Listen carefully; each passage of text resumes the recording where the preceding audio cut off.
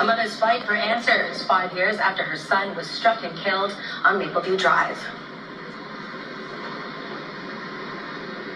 Good evening. A memorial along Mapleview Drive East remains for 20-year-old Anthony Conklin, who was killed 5 years ago while skateboarding in the early morning hours. He was hit by a car driven by an off-duty York Regional Police officer. As loved ones continue to honor his memory, his mother wants everyone to know what happened to her son before she was sent to jail for threatening the officer and his family. Here's CTV's Mike Arcelides. I miss him, and I love him.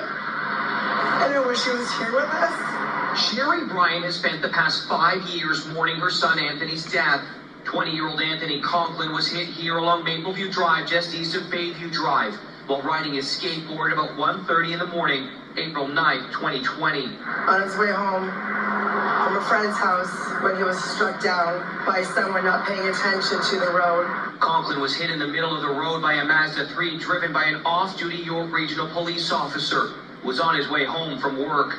If that was me or you or anybody else, would be in handcuffs that night, but this officer, he was allowed to go home before the paramedics even arrived. The driver said he was traveling about 70 kilometers an hour when he crashed into Conklin.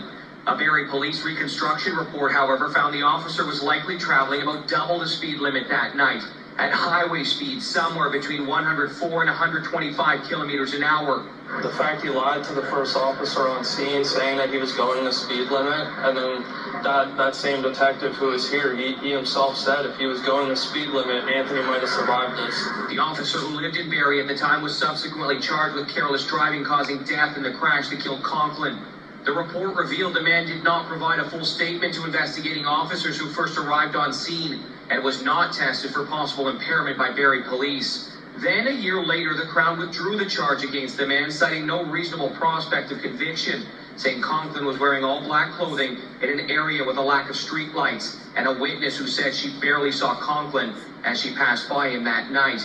3 years later, in April of 2023, Conklin's grief-stricken mother, struggling with her mental health and addiction, found herself spiraling out of control.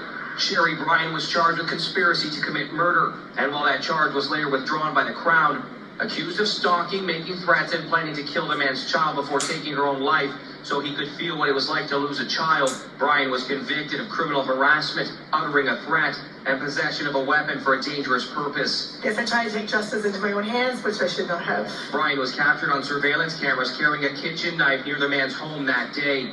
She admitted to taking about 60 Xanax pills prior to arrest.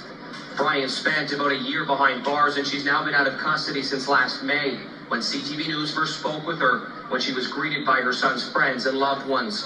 Miss Bryan's culpability notwithstanding, she too is a victim, and the victim of a criminal justice system which, in my opinion, sought to protect a police officer at the expense of seeking justice for Miss Bryan's son, Anthony.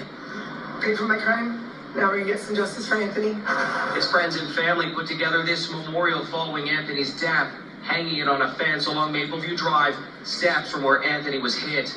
His photo and several keepsakes, a constant reminder of the young life lost. We take care of it every year. We come down, we clean it up a couple times a year. This year we decided to give it a full makeover, but this is all we can give him right now. While those who loved and missed Anthony honor his memory, his mother is saying she will continue to fight for justice for her son until her dying day.